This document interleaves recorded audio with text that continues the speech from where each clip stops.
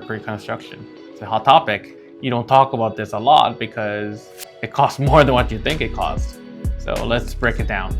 First, let's talk about HST.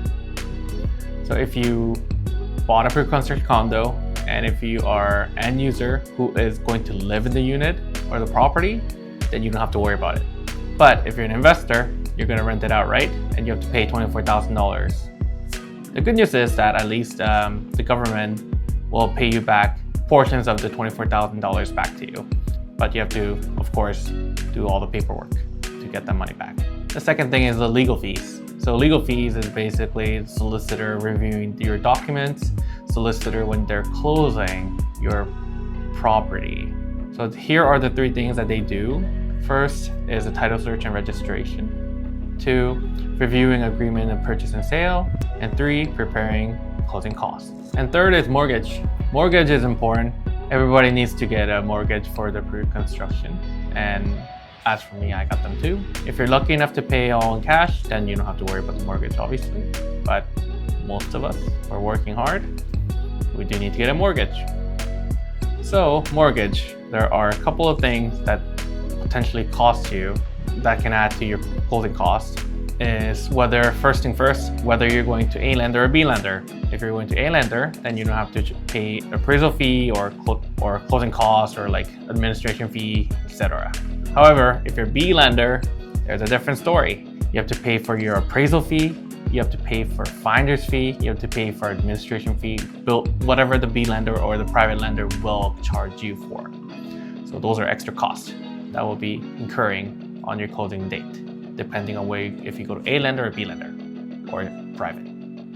And next is the development charges, the big one. So development charges and other fees. There is development charges, there is education levies, and there's park dedication levies. So all these things cost you when you're buying something.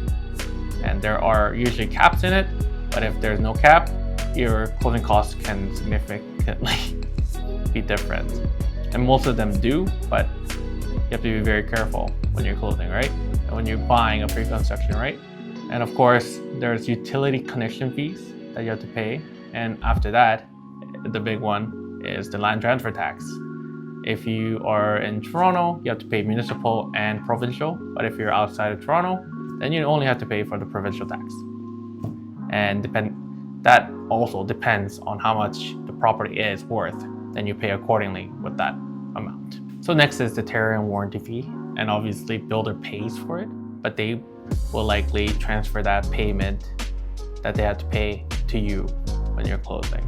Some builders may be nice enough that they cover that, but most likely you have to pay for Tarion warranty fee as well.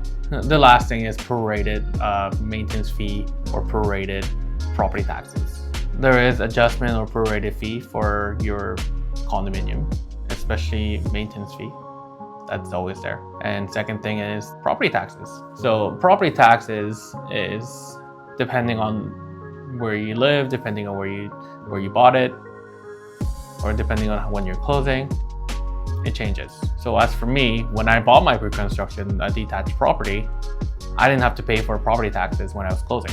However, I did have to pay for 2 years worth of property taxes after a year later. If there was interim occupancy, then obviously the builder has been paying for your property taxes as well. And those things could be adjusted or prorated depending on how closing goes. Anyways, the most important thing is always, did I talk about utilities? Yeah, there's also fees for utility hookups as well, just letting you know. Anyways, that's most of the fees that I have covered. There are definitely more fees than you think there is. And most importantly, if you look at your APS, all those information is in your APS so that you can review with your solicitor. And solicitor will give you a statement of adjustment before you're closing so that you know exactly how much you're paying to close your property. Anyways, thank you for watching. I hope you found this helpful. And if you did find it helpful, please like and follow my Instagram or like